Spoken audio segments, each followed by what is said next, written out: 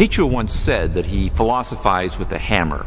By that he did not mean anything crude like a sledgehammer that smashes things. He had in mind a delicate hammer, like the one a piano tuner uses to strike keys on a finely built musical instrument, to see which notes are clear and which notes are discordant or muddy. In writing his philosophy, Nietzsche intends for his words to be like that delicate hammer on your soul. When you read them or hear them, how does your soul respond? Does it vibrate clearly, or does it wobble uncertainly? When you hear that God is dead, do those words cause you to shrink inside and fill with a squishy panic? Or do those words strike a clear, pure, liberating note that heralds the beginning of the magnificent symphony you can become?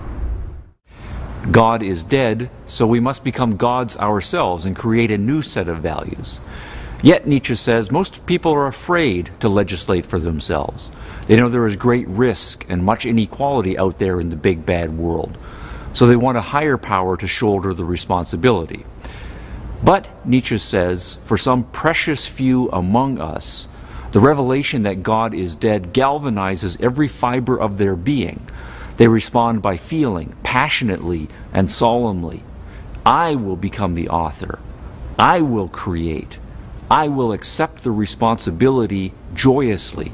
I will move beyond good and evil and create a new, magnificent set of values. Such an individual will elevate mankind to a higher level of being. He will be the Übermensch, the Superman, or the Overman. The entire history of mankind, Nietzsche believes, will have prepared the Übermensch for his great creative adventure. In himself, he will embody the best of the past.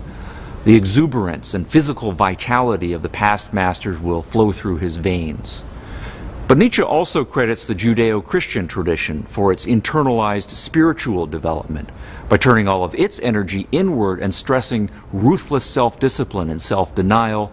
That tradition has been the vehicle for the creation of a stronger, more capable type of spirit. The new masters will thus combine the physical vitality of the aristocratic masters of old with the spiritual ruthlessness of the slave priests of Christianity.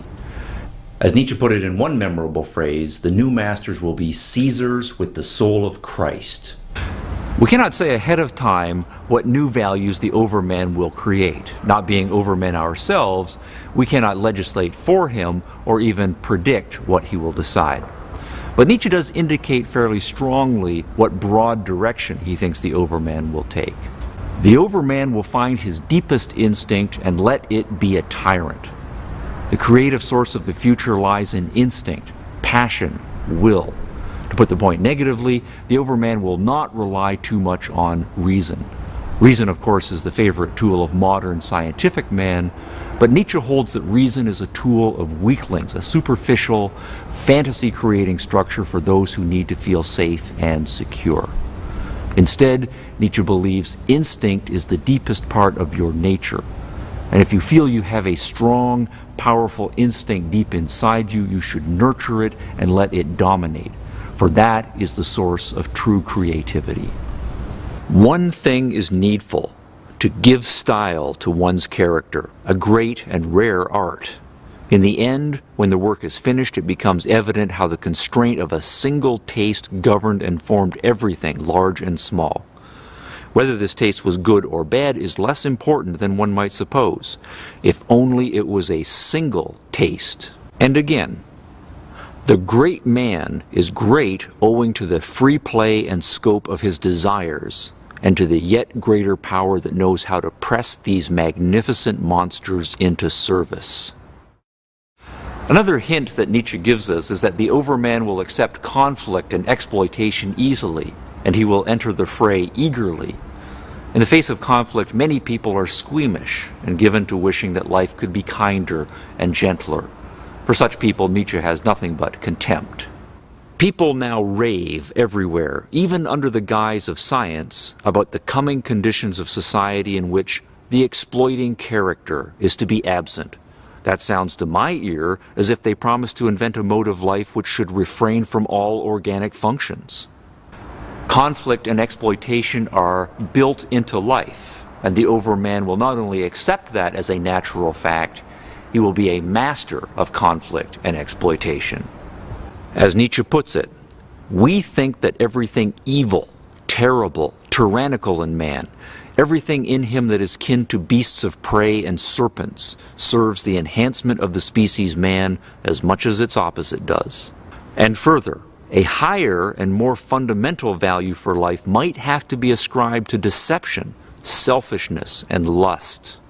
Another suggestion Nietzsche gives us about the Overman is this: the Overman will accept the natural fact of great inequalities among men and his own superiority.